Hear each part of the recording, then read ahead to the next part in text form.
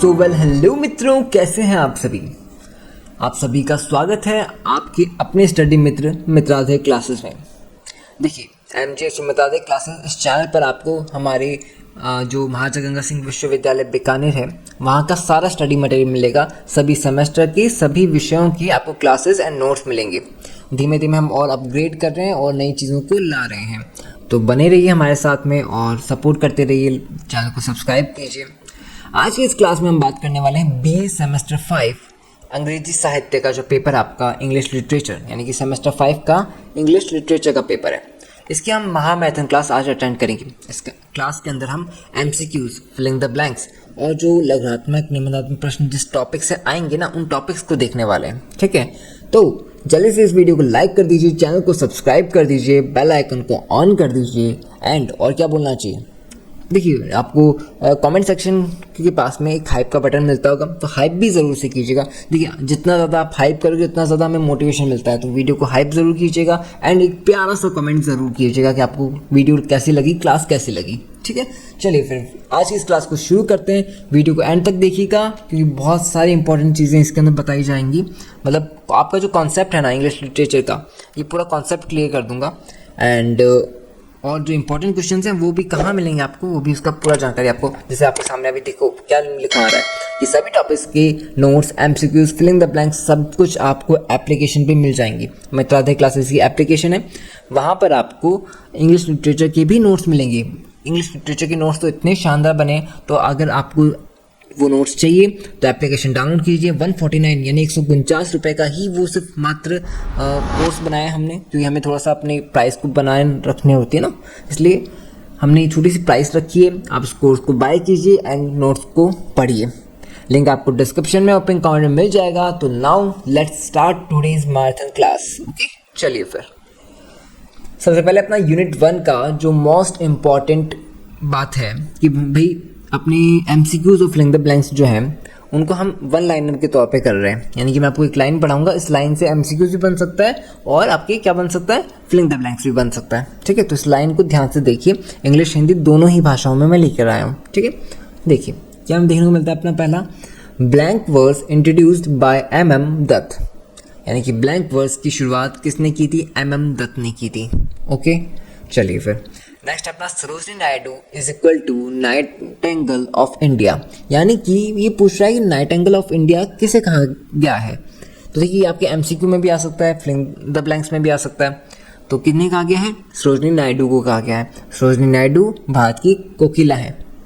Bengal renaissance begin in 19th century, यानी बंगाल का पुनर्जागरण 19वीं शताब्दी में शुरू हुआ। आपसे पूछा जा सकता है कि Bengal renaissance begin in which century, या फिर कोई भी फिलिंग द ब्लैंक के तौर पर, तो क्या होगा इसका आंसर, 19th सेंचुरी, 19वीं शताब्दी। देन अगला है अपना रविंद्रनाथ टैगोर लीड बंगाल रेनेसेंस, यानी कि बंगाल पुनर्जागरण के प्रमुख रविंद्रनाथ टैगोर थे, यानी उन्होंने इसको लीड किया था, इसका नेतृत्व किया था। ठीक है, चलिए फिर अगला अपना Bengal renaissance promoted social reform, यानी कि बंगाल पुनर्जागरण ने सामाजिक सुधार को बढ़ावा दिया था। किसको दिया था, सोशल रिफॉर्म को। ओके, पोस्ट 1950 पोइट्री पायोनियर निज़म एज़ेकियल, यानी कि 1950 के बाद की कविता के अग्रदूत, यानी पायोनियर यानी अग्रदूत कौन थे, निज़म एज़ेकियल। ओके, यानी कि जो 1950 के बाद की जो कविता है ना, उसके अंदर जो ज़्यादातर आपको किसी का प्रभाव देखने को मिलेगा, अग्रदूत देखने को मिलेगा, तो कौन थे, निज़म एज़ेकियल। एंड नेक्स्ट अपना midnight's children broad global fame. देखिए मिडनाइट्स चिल्ड्रन से वैश्विक पहचान मिली, किसको मिली वो भी हम आगे देखने वाले हैं, बट ये जो पहचान है वो हमें देखने को मिलता है कि मिडनाइट्स चिल्ड्रन से मिली, निज़म एज़ेकियल को मिली थी। ओके, समकालीन लेखन, प्रवास और पहचान, यानी contemporary writing, migration and identity, यानी कि कॉन्टेम्प्रेरी राइटिंग का जो पहचान क्या है, माइग्रेशन एंड आइडेंटिटी। चलिए फिर नेक्स्ट अपना Indo Anglian literature means Indian writing in English, यानी कि इंडो एंग्लियन जो साहित्य है ना, उसका मतलब क्या होता है। देखिए इंडो एंग्लियन यानी इंडिया पहले आ गया, यानी कि भारतीय है। फिर भारतीय लिख किस में रहा है, अंग्रेजी में लिख रहे हैं, तो अंग्रेजी में भारतीय लेखन। अंग्रेजी में भारतीय लेखन, यानी भारतीय लेखन किया जा रहा है, बट किस में किया जा रहा है? अंग्रेजी में किया जा रहा है, ठीक है, इंडो एंग्लियन लिटरेचर। फिर आता है Anglo Indian writing was by British Europeans in India. मतलब देखिए, एंग्लो इंडियन लेखन भारत में ब्रिटिश यूरोपीय लेखकों का साहित्य है, ठीक है, यानी कि भारत में वो लेखन जो बाहर का है, समझे कि भाई इंडो एंग्लियन में तो इंडिया का ही कल्चर लिखा जा रहा है, इंडिया की बातें लिखी जा रही है इंग्लिश के अंदर, और एंग्लो के अंदर यानी एंग्लो आ गया यानी कि बाहर का लिखा जा रहा है, वो भी इंडियन लैंग्वेज के अंदर, इंडियन राइटिंग के अंदर। ओके, तो Indian English written begin in 19th century, भारतीय अंग्रेजी लेखन 19वीं शताब्दी में शुरू हुआ। ये कुछ एमसीक्यूज के और फिलिंग द ब्लैंक्स में हेल्प आएंगे आपके, ठीक है, हेल्प हो जाएगी इनसे। आगे हम और भी बड़े वाले चीज़ों पे भी बात करने वाले हैं, बड़ी वाली जो टॉपिक्स हैं उन पे, है ना। अभी इनको देखते हैं फटाफट से। ट्रिनिटी ऑफ फिक्शन, राजा राव, मुल्क राज आनंद, आर के नारायण। देखिए क्या कह रहा है, कथा साहित्य की त्रिमूर्ति कौन है? राजा राव है, मुल्क राज आनंद है, आर के नारायण है। आपको इन तीनों का नाम पूछ सकता है, फिलिंग द ब्लैंक में किसी एक का नाम पूछ सकता है ना। चलिए फिर फर्स्ट या फिर तीनों का नाम देकर के पूछ सकता है कि कौन नहीं है, इस एमसीक्यू में आ सकता है ना। तो कौन कौन है? राजा राव है, मुल्क राज आनंद है, आर के नारायण है। कौन है ये? ट्रिनिटी ऑफ फिक्शन है। फर्स्ट इंडियन इंग्लिश नॉवल कौन सी है? पहला अंग्रेजी भारतीय उपन्यास कौन सा है? राजा मोहन्स वाइफ। कौन सा? राजमोहन्स वाइफ। अर्ली पोइट यानी प्रारंभिक कवि हेनरी डेरोजियो। Henry Derozio. प्रारंभिक कविता पर रोमांटिसिज्म का प्रभाव, यानी कि early poetry influenced by romanticism. Influenced का मतलब होता है प्रभाव, यह किसी के ऊपर उसका प्रभाव आ जाना, प्रभावित हो जाना।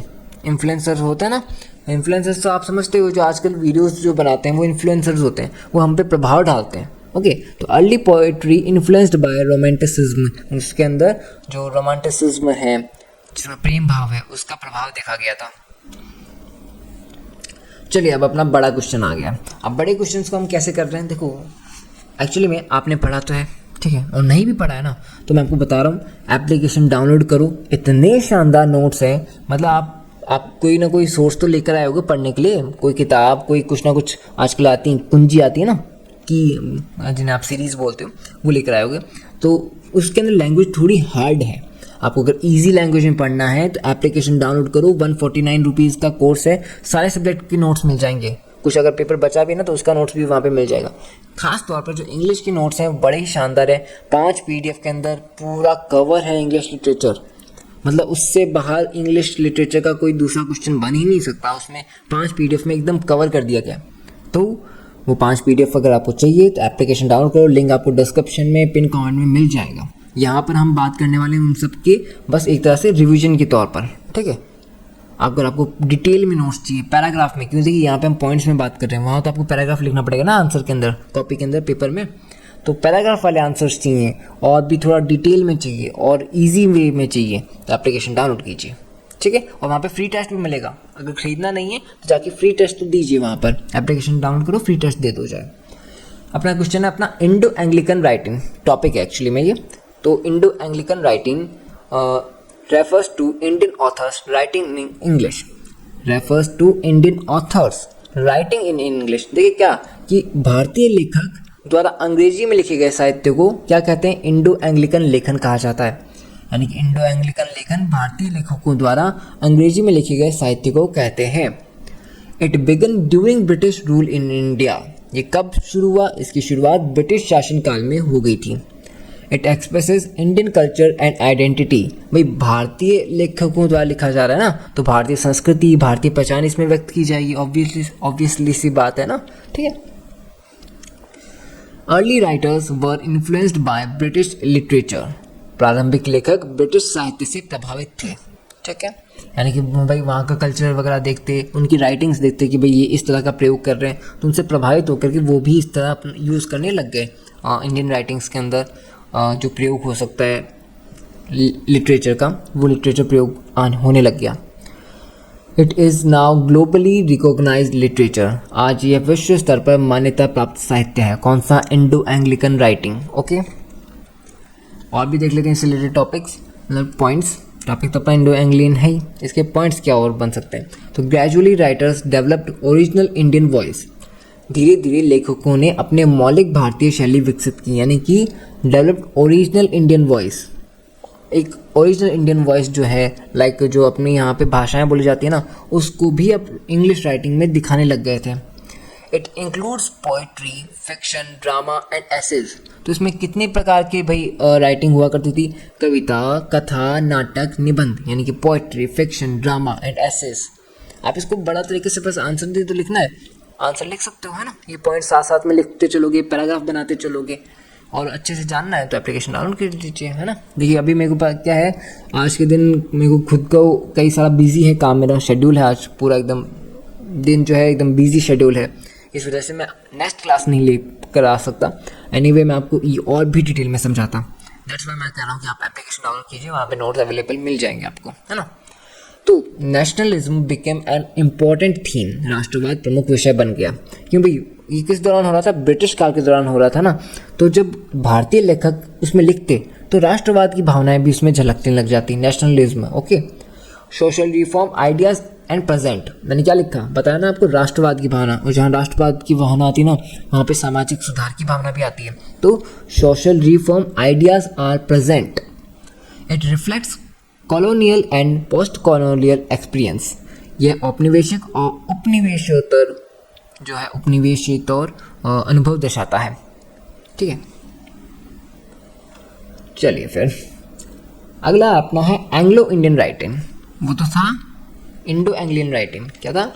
इंडो एंग्लिकन राइटिंग, और ये है एंग्लो इंडियन राइटिंग। एंग्लो के अंदर क्या हो रही है भाई, नाम एंग्लो पहले आया, इंडिया बाद में आ रहा है। तो इंडिया बाद में आ रहा है, इसका मतलब यहाँ पे अंग्रेजी लेखकों द्वारा लिखा जाएगा। ठीक है, देखते हैं। Anglo Indian writing is produced by British और mixed descent writers in India. Anglo Indian लेखक ब्रिटिश या मिश्रित वंश के लेखकों द्वारा रचा गया साहित्य। देखिए पहले मैं आपको मेरी भाषा में थोड़ा सा समझाता हूँ, समझिएगा। ये थोड़ा अलग है, यह उन लेखकों का साहित्य है जो ब्रिटिश थे या मिश्रित वंश के थे और भारत में रहते थे। ठीक है, मतलब ब्रिटिश थे या फिर कोई ना कहीं बाहर से आए हुए थे, लेकिन भारत में रहते थे। उन्होंने भारत को एक यूरोपीय दृष्टिकोण से देखा और उसी नज़र से लिख दिया। मतलब वो बाहर से आए थे तो बाहर के नज़रिए से देख रहे थे और उसी हिसाब से उन्होंने लिखा। इनकी रचनाओं में औपनिवेशिक शासन, प्रशासन और भारत की सामाजिक स्थिति अक्सर दिखाई देती है। कई बार संस्कृति का टकराव भी दिखाई देता है, पहचान का संघर्ष भी दिखाई देता है। इसलिए एंग्लो इंडियन राइटिंग इतिहास को समझने के लिए बहुत महत्वपूर्ण मानी जाती है। ठीक है, अब इसको अपन भाषा रूप में अपने जो पॉइंट्स हैं इनको देखते हैं। It developed during colonial period, इसका विकास औपनिवेशिक काल में हुआ था, colonial period. Okay, it presents India through European perspective, मैंने क्या होता है ना, यूरोपीय दृष्टिकोण से देखता था ये, क्योंकि बाहर से आए थे तो बाहर का ही दृष्टिकोण है उनके पास। It reflects cross cultural contact, यह सांस्कृतिक संपर्क को दर्शाता है, cross cultural contact. Travelogues and novels are common forms, यात्रा वृत्तांत और उपन्यास प्रमुख रूप हैं। यात्रा वृत्तांत जिसके अंदर भाई कोई अपने जीवन का बताता है, यात्रा का बारे में बताता है ना, ट्रेवोलॉजियस। एंड उपन्यास, उपन्यास के अंदर भी अपनी कहानी भी हो सकती है, कुछ विचार भी हो सकते हैं, ये प्रमुख हुआ करते थे किसमें, एंग्लो इंडियन राइटिंग के अंदर। और क्या पॉइंट्स आ सकते हैं इसमें, तो colonial administration is often described, औपनिवेशिक प्रशासन का वर्णन मिलता है। भाई काल कौन सा था, कॉलोनियल, औपनिवेशिक काल था, तो प्रशासन भी कौन सा, कॉलोनियल वाला ही, औपनिवेशिक का प्रशासन ही। Racial and cultural tensions are visible, यानी कि नस्लीय और सांस्कृतिक तनाव दिखाई देते थे किसमें, एंग्लो इंडियन राइटिंग के अंदर, रेशियल एंड कल्चरल टेंशंस। ठीक है, फिर अपना है आइडेंटिटी कॉन्फ्लिक्ट इज हाईलाइटेड, पहचान का संघर्ष दिखाया गया है। ठीक है, पहचान का संघर्ष दिखाया गया है इसमें। Some works shows sympathy towards Indians, कुछ कृतियाँ भारतीयों के प्रति सहानुभूति दिखाती हैं, वो दिखाती हैं कि भाई भारतीय मजबूर है और उन्हें सहानुभूति की आवश्यकता है, इस तरीके से दिखाया गया है कुछ जगहों पर।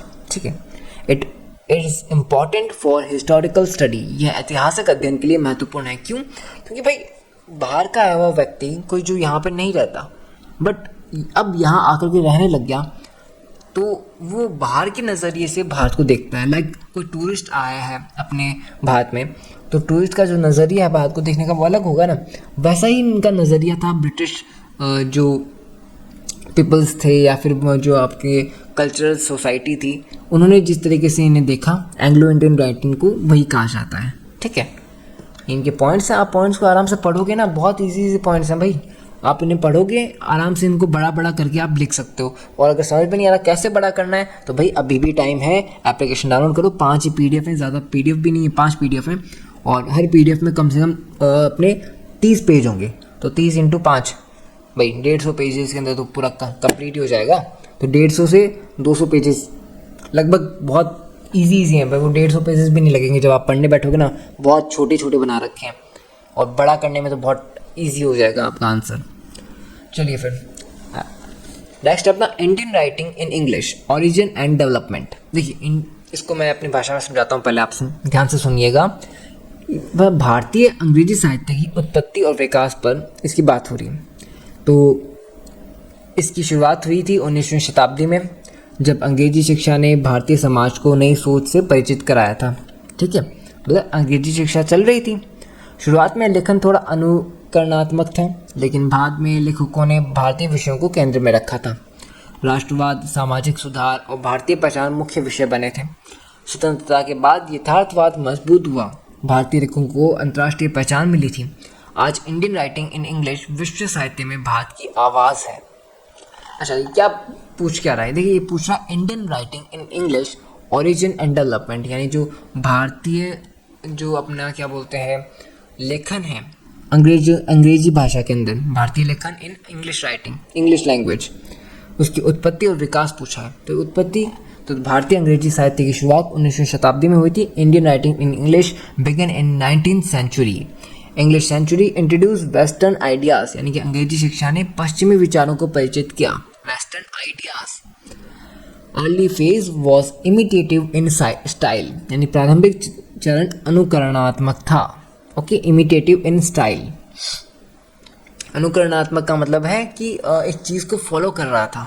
ठीक है। Later writers focused on Indian themes, बाद में लेखकों ने भारतीय विषयों पर ध्यान दिया। अनुकरणात्मक क्या था कि भाई बाकी जो लोग लिख रहे हैं ना उन्हीं को फॉलो कर रहा था, बट खुद की कोई थीम नहीं थी। बट बाद में later writers focused on Indian themes, बाद में इन्होंने भारतीय थीम जो है भारतीय विषयों पर ध्यान देना शुरू किया। ओके, पहले क्या था? इमिटेटिव था। इमिटेटिव का मतलब है अनुकरणात्मक। अनुकरणात्मक का मतलब होता है फॉलो करना। किसको फॉलो कर रहा था? बाकी जो लिख रहे थे उनको फॉलो कर रहा था। इंग्लिश में आप उसको कन्वर्ट करोगे ना तो बड़ा अच्छा आंसर बनेगा, है ना। द ट्रिनिटी स्ट्रेटन्ड इंडियन फिक्शन, त्रिमूर्ति ने भारतीय कथा साहित्य को मजबूत किया। अच्छा, कौन सी होती मूर्ति थी? अरे यार, इतनी जल्दी भूल गए क्या? देखिएगा, त्रिमूर्ति वाला क्वेश्चन दोबारा देखिएगा, है ना, वो शुरुआत में आपको मिल जाएगा। तो नेशनलिज्म इन्फ्लुएंस्ड लिटरेचर, राष्ट्रवाद ने साहित्य को प्रभावित किया। Post independence realism became strong, स्वतंत्रता के बाद यथार्थवाद मजबूत हुआ था। ठीक है, क्या हुआ? Post independence realism become strong, स्वतंत्रता के बाद यथार्थवाद और भी ज़्यादा मजबूत हो गया। Modern writers gain international fame, मतलब जो आधुनिक लेखक है ना उनको अंतर्राष्ट्रीय पहचान मिलने लगी थी, क्योंकि उनकी जो राइटिंग्स है वो और भी ज़्यादा बेहतर हुई, और भी ज़्यादा कहते हैं इतनी खास बनी कि वो इंटरनेशनल पहचान उन्हें मिलने लग गई, फेम मिलने लग गया। Literature expanded into many genres, साहित्य अनेक विधाओं में फैला। ठीक है, इसे जॉनर्स कहा जाता है। जॉनर्स का मतलब होता है कि अन्य हर तरह के विषय, हर तरह की कह सकते हैं अपने कि विषय का एक तरह से टॉपिक भी कह सकते हो आप। लाइक जैसे कॉमेडी होती है, रोमांटिक होता है, एक्शन होता है, ड्रामा होता है, फिक्शन होती है। ये मूवीज़ के जॉनर होते हैं ना कि भाई किस तरह की मूवी आपको पसंद है, आपको हॉरर मूवी पसंद है, एक्शन मूवी, ये जॉनर होते हैं। वैसे ही लिटरेचर अब कई तरह के जॉनर में एक्सपेंड हो गया था। ठीक है, समझे। It represents India's voice in world literature, यानी कि देखिए इंडिया की वॉइस भाई अब जो है इस इंडियन राइटिंग है, इंडियन राइटिंग्स के अंदर जो इंडिया की बात है, इंडिया की आवाज़ है, वो इंटरनेशनल तौर पर, विश्व तौर पर, वर्ल्ड के लिटरेचर में शामिल होने लगी थी। ठीक है, विश्व साहित्य में भारत की आवाज़ बनी। नेक्स्ट क्वेश्चन अपना, नेक्स्ट टॉपिक है अर्ली इंडियन इंग्लिश पोइट्री। देखिए, प्रारंभ में को थोड़ा सा एक्सप्लेन करने दो, फिर आप इसको देखिएगा।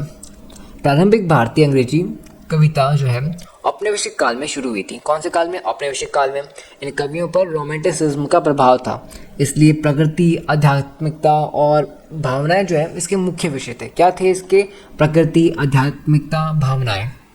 एंड कवियों ने भारतीय पौराणिक कथाओं को अंग्रेजी रूप में प्रस्तुत किया था। एंड ये भारतीय पौराणिक कथाएं ना, जो अपनी कोई भी रामायण हो सकती हैं, कुछ भी पौराणिक कथाएं, उनको इंग्लिश के अंदर अब ट्रांसलेट करने लग गए थे इस टाइम के अंदर। उनकी भाषा गीतात्मक हुआ करती थी, भावनात्मक हुआ करती थी। उन्होंने पूर्व और पश्चिम दोनों का सुंदर मेल किया था। भारत के जो दोनों हिस्से हैं उनका मेल किया। इसी ने आगे चलकर आधुनिक भारतीय कविता की नींव रखी थी। तो अब ये तो मैंने हिंदी में बोला, अब थोड़ा इंग्लिश में देखते हैं। Early Indian English poetry. Early poetry began in the colonial period, यानी कि औपनिवेशिक काल में शुरू होती है। Romanticism influenced early poets. प्रारंभिक कवि रोमांटिकता से प्रभावित हुआ, ठीक है, प्रभावित हुए। एंड मतलब उसमें ना प्रेम भावना, इमोशंस, स्पिरिचुअलिटी, ये सब कुछ दिखाई देने लगे थे। Nature and spirituality were common themes. प्रकृति और आध्यात्मिकता प्रमुख विषय थे किसके? अर्ली इंडियन जो इंग्लिश पोएट्री है उसके। पोएट्री, कविता की बात हो रही है ना, वो कविता ज़्यादातर प्रकृति के आसपास ही घूमती है। आध्यात्मिकता यानी कि डिवोशनल, स्पिरिचुअलिटी के आसपास घूमती है, ठीक है, मन की शांति को ढूंढती है कविताएं। Indian mythology was used in English form. Mythology का मतलब होता है पौराणिक जो होती है ना चीज़ें, जिसके अंदर अपने आप कह सकते हो इसके अंदर बात हो रही है आपकी पौराणिक कथाओं की, देवी देवताओं की, ठीक है, आध्यात्मिकता की बात होती है माइथोलॉजी के अंदर। तो Indian mythology was used in English form. भारतीय पौराणिकता का अंग्रेजी में प्रयोग हुआ, यानी कि आप पौराणिक कथाओं का, उनकी जो बुक्स हैं, स्कल्पचर्स हैं, उनको अब इंग्लिश में ट्रांसलेट किया गया था अर्ली इंडियन जो इंग्लिश पोइट्री है उसके अंदर। Languages was lyrical and emotional. गीतात्मक और भावनात्मक हुआ करती थी, यानी कि lyrical and emotional. National pride was visible. राष्ट्रीय गौरव दिखाई देता था। Poets blended east and west. कवियों ने पूर्व और पश्चिम का मेल किया। कल्चरल आइडेंटिटी वॉज एम्फसाइज्ड, यानी कि सांस्कृतिक पहचान पर बल दिया गया। Poetry prepared the base for modern writing, यानी कि उसने आधुनिक लेखन की नींव रखी। It established Indian sensibility in English. देखिए संवेदना है जो इसने अंग्रेजी में भारतीय संवेदना स्थापित की, सेंसिबिलिटी। ओके, चलिए फिर नेक्स्ट अपना पोइट्री आफ्टर 1950।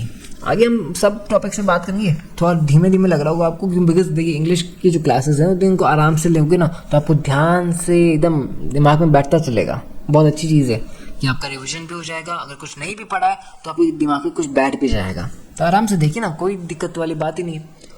पोइट्री आफ्टर 1950 हम समझते हैं तो आप एक काम कीजिए, 1950 के टाइम में ही चलते हैं अपन। उस टाइम में बड़ा परिवर्तन आया था किसके अंदर? कविताओं के अंदर। अब कविता अधिक यथार्थवादी हो गई थी। आधुनिक जीवन की समस्याएं सामने आने लग गई थी। कौन से टाइम में? 1950 के टाइम में। शहरी जीवन, मध्यम वर्गीय संघर्ष, पहचान का संकट, ये सब विषय बनने लग गए थे। मतलब थोड़ी सी जो संघर्ष है लाइफ का वो इसके अंदर ज़्यादा दिखाई दिया इन पोइट्रीज के अंदर। मुक्त छंद लोकप्रिय हुआ और भाषा सरल और सीधी हो गई थी। अब कवि व्यंग्य, विडंबना और मनोवैज्ञानिक गहराई का प्रयोग करने लग गए थे। विडंबना, व्यंग्य मारने लग, व्यंग्य होते हैं ना, टोंट मारना, उस तरह का प्रयोग होने लग गया था कविताओं के अंदर। यहीं से भारतीय अंग्रेजी कविता की विश्व स्तर पर पहचान बनाने लगी थी। तो इंग्लिश पढ़ता है। Poetry after 1950 became modern and realistic, यानी कि आधुनिक और यथार्थवादी। यथार्थवादी का मतलब होता है realistic. Okay. Urban life became an important theme. शहरी जीवन प्रमुख विषय बना। जो अपना अर्बन लाइफ है वो इसके अंदर बहुत इंपॉर्टेंट रोल निभा रहा था इस आफ्टर 1950 की पोइट्रीज में। Free verse became popular. मुक्त छंद लोकप्रिय हुआ। कौन सा? Free verse. वर्स यानी छंद होता है, ठीक है। Poets explored identity and psychology. कवियों ने पहचान और मनोविज्ञान को खोजा, ठीक है। मतलब कवि अब अपनी बात करता है कि भाई वो अपनी पहचान ढूंढ रहा है कविताओं के अंदर। वो साइकोलॉजी की बात कर रहा होता है ना। होती है ना, आप कविताएं पढ़ते हो तब आपको ऐसा लगता है ना कि थोड़ी सी आत्मचेतना वाली बात कर रहा है। तो अब कविताएं पहचान ढूंढने लग गई थी, आइडेंटिटी ढूंढने लग गई थी, साइकोलॉजी वाली बातें करने लगी थी कविताएं। 1950 के बाद में। Irony and satire were used frequently, यानी कि विडम्बना। आयरनी का मतलब होता है विडम्बना, सटायर यानी व्यंग्य, टोंट मारना, इनका ज़्यादा से ज़्यादा प्रयोग होने लग गया था फ्रिक्वेंटली। ओके, मतलब लगभग हर दूसरे तीसरे में यूज़ हो ही रहा है frequently. Okay, middle class life was described, मध्यम वर्गीय जीवन का चित्रण हुआ। Romantic style was reduced, romantic शैली कम हुई। Language become simple and direct, भाषा सरल और सीधी हो गई थी। मॉडर्निज्म इन्फ्लुएंस्ड पोएट्री, आधुनिकतावाद का प्रभाव पड़ा। Modernism influenced poetry. Indian poetry gained global recognisation, भारतीय कविता को वैश्विक पहचान मिली। ठीक है, अगला अपना बंगाल रेनेसांस, यानी कि अपना जो पुनर्जागरण है ना, बंगाल का पुनर्जागरण, उसकी बात हो रही है। इसके बारे में देखिए मैं कुछ आपको समझाना चाहूँगा, पहले समझिए। तो 19वीं शताब्दी में बंगाल से शुरू हुआ था, एक सामाजिक और बौद्धिक जागरण था। इस आंदोलन ने शिक्षा को बढ़ावा दिया था, सामाजिक कुरीतियों का विरोध किया था। शिक्षा को तो बढ़ावा दिया और सामाजिक कुरीतियों का विरोध किया था, आधुनिक सोच को आगे बढ़ाया था।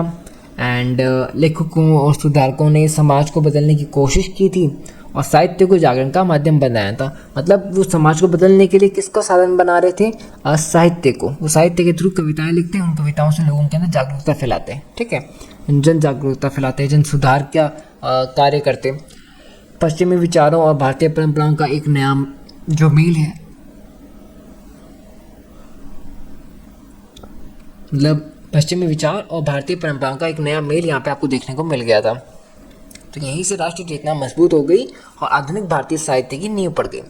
अब इसको इंग्लिश में देखते हैं अपन। The Bengal renaissance began in 19th century, Bengal पुनर्जागरण 19वीं शताब्दी में शुरू हुआ। It promoted social reform and education, इसने सामाजिक सुधार और शिक्षा को बढ़ावा दिया। रिफॉर्म्स ओपोज्ड सोशल इविल्स, सुधारकों ने कुरीतियों का विरोध किया। किसका? सोशल इविल्स का, यानी कि जो सामाजिक कुरीतियाँ होती है ना, सोशल इविल्स, उनका विरोध किया था। ओपोज्ड आ गए थे, विरोध करना। And modern thinking was encourage, यानी आधुनिक सोच को प्रोत्साहन किया गया। राइटर्स गेन इंटेलेक्चुअल कॉन्फिडेंस, लेखकों ने बौद्धिक आत्मविश्वास मिला। ठीक है, अब उन्हें विश्वास मिला कि हाँ, कि हमें कोई पढ़ रहा है, हमसे कोई जागृत, हम किसी को सपोर्ट कर रहे हैं अपने कविताओं के थ्रू, तो वो और कविताएं लिख सकते थे और अच्छा काम कर सकते थे, है ना। तो आत्मविश्वास मिलता लेखकों को। बंगाल रेनेसांस के दौरान की बात हो रही है। ठीक है, नेशनलिस्ट आइडियाज़ डेवलप्ड स्ट्रांगली, राष्ट्रवादी विचार मजबूत हुए। Western and Indian ideas were balanced, पश्चिमी और भारतीय विचारों का मेल हुआ। ठीक है, पश्चिमी और भारतीय विचारों का मेल हुआ।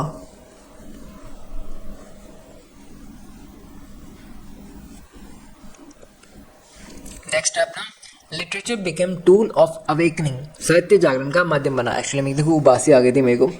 एंड वो क्या रहा है कि भाई आपकी क्लासेस बनाने के लिए मैं दिन रात जाग रहा हूँ एंड क्लासेस तैयार कर रहा हूँ, नोट्स तैयार कर रहा हूँ। एंड आज वैसे भी मैं थोड़ा सा आउट ऑफ टाउन रहने वाला हूँ, दैट्स वाई हम नेक्स्ट क्लास नहीं लिख कर आ रहे, इसलिए मैं आपको कह रहा हूँ कि आप नोट्स एप्लीकेशन से देख लीजिएगा, है ना, और फ्री का टेस्ट तो ज़रूर से दीजिएगा। तो अपन थे literature become tool of awakening, यानी साहित्य जागरण का माध्यम बन गया था। अब लोग लिख करके लोगों के अंदर जन जागरूकता फैला रहे थे, है ना। कल्चरल प्राइड इंक्रीज्ड, सांस्कृतिक गौरव बढ़ा। It led foundation of modern Indian literature, इसने आधुनिक भारतीय साहित्य की नींव रखी थी। चलिए फिर अपना नेक्स्ट देखते हैं अपन, contemporary trends in Indian writing in English.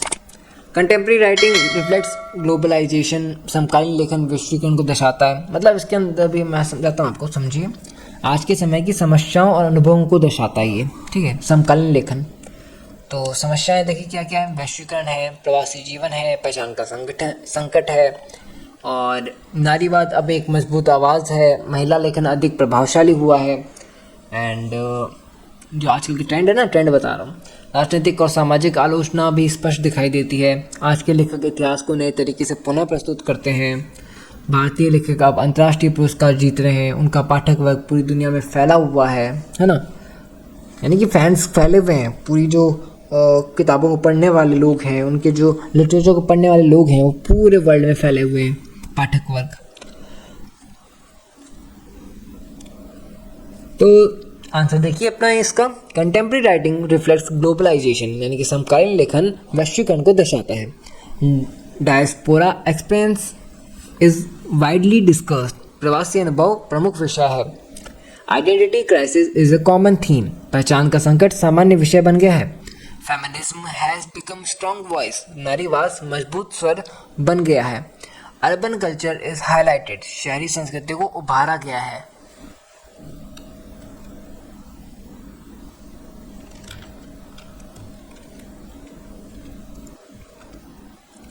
Next point क्या हो जाएगा इसका? Political criticism is visible. राजनीतिक आलोचना अभी भी दिखाई देती है। किसमें? कंटेम्प्रेरी ट्रेंड्स के अंदर। मल्टीकल्चरल आइडेंटिटी एक्सप्लोर्ड, यानी कि बहुसांस्कृतिक पहचान को खोजा गया है। किसमें? कंटेम्प्रेरी ट्रेंड्स के अंदर। हिस्ट्री इज क्रिएटिवली री इंटरप्रेटेड, यानी इतिहास का रचनात्मक पुनर्पाठ किया गया है। Many writers receives global awards. कई लेखकों को वैश्विक पुरस्कार मिले हैं। Indian writing has global readership. भारतीय लेखन का वैश्विक पाठक वर्ग है, यानी रीडरशिप, फैन फॉलोइंग की बात हो रही है भाई, पढ़ने वाले लोग। अब आते हैं अपन यूनिट 2। तो यूनिट 1 की आपने कंप्लीट कर लिए हैं। अब यूनिट 2 के देखते हैं अपन, है ना। आपको नोट्स एप्लीकेशन में मिल ही जाएंगे। लिंक आपको डिस्क्रिप्शन में पिन कमेंट में मिल जाएगा। फ्री का टेस्ट भी मिल जाएगा। और इतना सा प्राइस है भाई। ये प्राइस हमने सिर्फ इसीलिए रखा है ताकि हम इसको आगे भी इसी तरह कंटिन्यू कर सकें। सर्वर की प्राइस लगती है भाई, उस सर्वर की प्राइस को मतलब मैनेज करने के लिए हमने ये बस छोटा सा प्राइस रखा है। मोबाइल से भी सस्ता रिचार्ज है भाई। मोबाइल का रिचार्ज भी इतना नहीं होता 149 का। आजकल तो 250 का रिचार्ज होता है। तो यूनिट 2 के कुछ MCQs वन लाइनर देख लेते हैं, जो आपके फिलिंग द ब्लैंक्स में भी आ सकते हैं, MCQs में भी आ सकते हैं। Lakshman is written by Toru Dutt. Lakshman की लेखिका कौन है? तोरू दत्त है। Lakshman is based on Ramayana. Lakshman Ramayana पर आधारित है। ठीक है। लक्ष्मण एक वो जो आपके अपने आगे एक कविता आने वाली है, पोइट्री आने वाली है, उसकी बात हो रही है। ठीक है। Theme of Lakshman is misunderstanding and devotion. Lakshman का विषय गलत फहमी और भक्ति पर आधारित है। क्या है? Misunderstanding and devotion. The bangle sellers is written by Sarojini Naidu. The bangle sellers की कविता जो कवित्री है वो है Sarojini Naidu. Okay. The poem celebrates Indian womanhood. यह कविता भारतीय नारीत्व का उत्सव मनाती है। And palanquin bearers has a musical and rhythmic tone. Palanquin bearers का स्वर संगीतात्मक और लयात्मक है। The bride is compared to a flower like lily. दुल्हन की तुलना फूल लिली से की गई है। The bride is compared to flower lily. दुल्हन की तुलना फूल लिली से की गई है। लिली से की गई है। ये दोबारा रिपीट हो गया था यहाँ पे, कोई ना।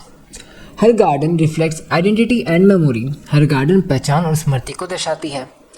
Night of scorpion is written by Nissim Ezekiel. Night of scorpion का लेखक कौन है? Nissim Ezekiel. The scorpion stings the poet's mother. बिच्छू कवि की माँ को डंक मारता है।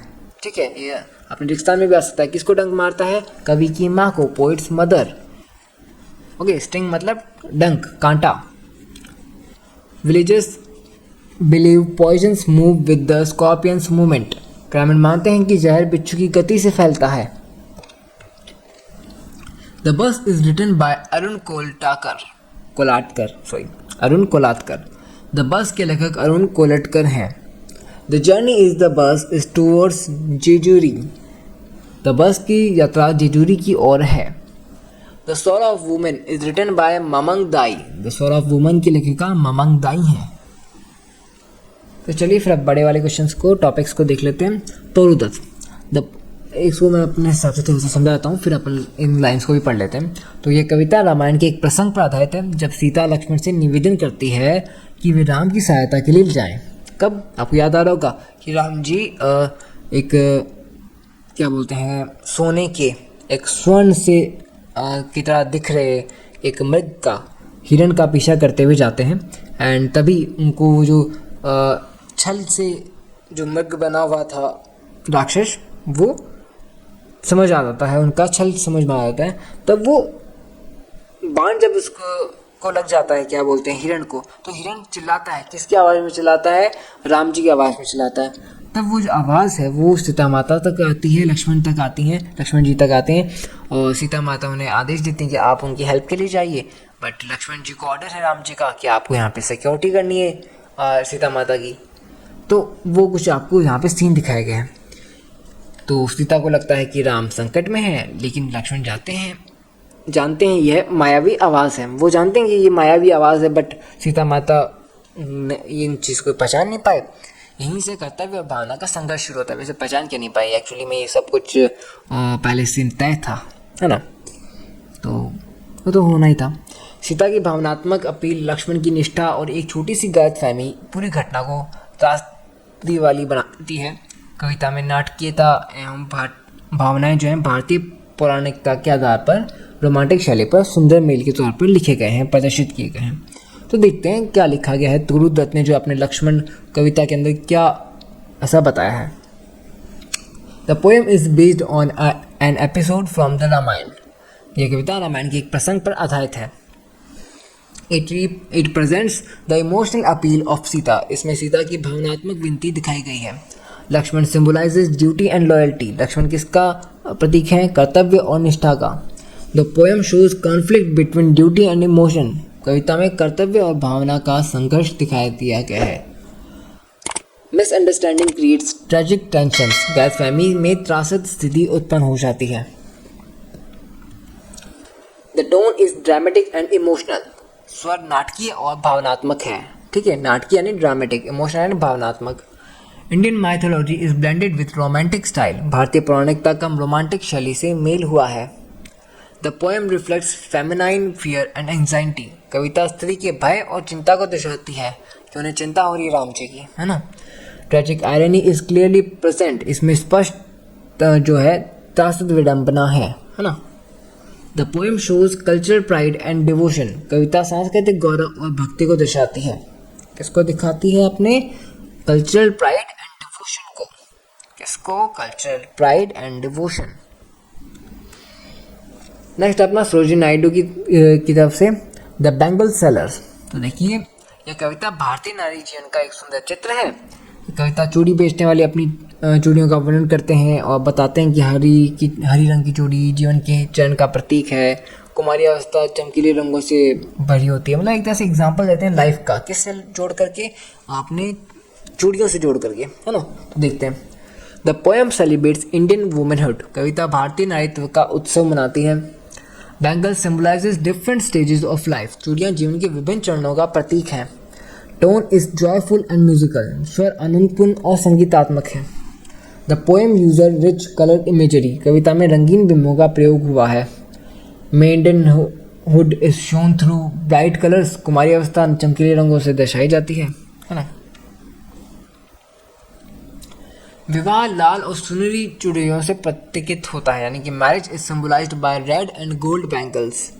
मदरहुड रिप्रेजेंट्स मैच्योरिटी, यानी कि मातृत्व परिपक्वता का प्रतीक है। The poem reflects Indian culture and tradition. कविता भारतीय संस्कृति और परंपरा को दर्शाती है। Woman are shown as central to family life. स्त्रियां परिवार का केंद्र है। The poem highlights beauty and grace. कविता सौंदर्य और कोमलता को दर्शाती है ना। चलिए नेक्स्ट अपना सरोजिनी नायडू की तरफ से ही है पलंक्विन बेयरर्स। ठीक है, इसमें क्या है? इस कविता में पालकी ढोने वाले एक दुल्हन को लेकर जा रहे कुछ लोगों की बात हो रही है। वे दुल्हन की तुलना फूल, पक्षी और बादल से करते हैं। पूरी कविता गीतात्मक और लय से भरी हुई है और विवाह के उत्सवपूर्ण वातावरण को दिखाती है। यह कविता भारतीय परंपरा से सौंदर्य और प्रकृति के साथ मानव जीवन के सामंजस्य को दर्शाती है। ठीक है, मतलब जीवन के दृश्य के साथ जोड़ती है कि जीवन को उस पालकी के साथ में कैसे व्यक्त किया जाता है। देखो, the poem describes a bride in a palanquin. कविता पालकी में बैठे दुल्हन का वर्णन करती है। The tone is lyrical and rhythmic. स्वर गीतात्मक और लयात्मक है। कैसा है? गीतात्मक और लयात्मक, यानी कि lyrical and rhythmic. Lyrical and rhythmic. The bride is compared to natural objects. दुल्हन की तुलना प्रकृति से की गई है। Natural objects compared. The poem reflects marriage tradition. कविता विवाह परंपरा दर्शाती है। ठीक है। Repetition creates musical effect. पुनरावृत्ति से संगीतात्मक प्रभाव बनता है। ठीक है। The mood is joyful and festive. वातावरण उत्सवपूर्ण है। Feminine beauty is highlighted. स्त्री सौंदर्य को उभारा गया है। Imagery is soft and delicate. बिंब कोमल है और सौम्य है। Indian culture is strongly present. भारतीय संस्कृति स्पष्ट रूप से दिखाई देती है। The poem shows harmony between nature and human life. कविता प्रकृति और मानव जीवन के सामंजस्य को दर्शाती है ना। मैं फिर कह रहा हूँ कि बड़े नोट्स जो हैं आपको एप्लीकेशन पे मिल जाएंगे, तो उनको चेक कर लीजिएगा। फ्री का टेस्ट भी चेक कर लीजिएगा एक बार, है ना। एप्लीकेशन डाउनलोड करो, एक बार फ्री का टेस्ट भी दे लो कि भी तैयारी पता चल जाएगी कितनी है। मीना अलेक्जेंडर हर गार्डन, ठीक, इसको भी थोड़ा सा समझते हैं कि इस कविता में एक बगीचे के माध्यम से स्मृति और पहचान की बात की जाती है, ठीक है।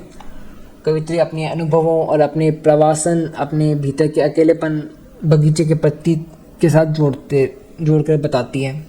ये केवल बगीचे की बात नहीं होती है, बल्कि अपनी जड़ों की, अपनी संस्कृतियों की, अपनी पहचान को खो जाने की कविता है ये।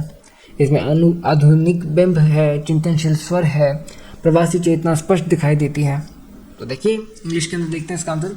The garden symbolizes memory and identity. क्या सिंबलाइजेज मेमोरी एंड आइडेंटिटी, स्मृति और पहचान का प्रतीक है।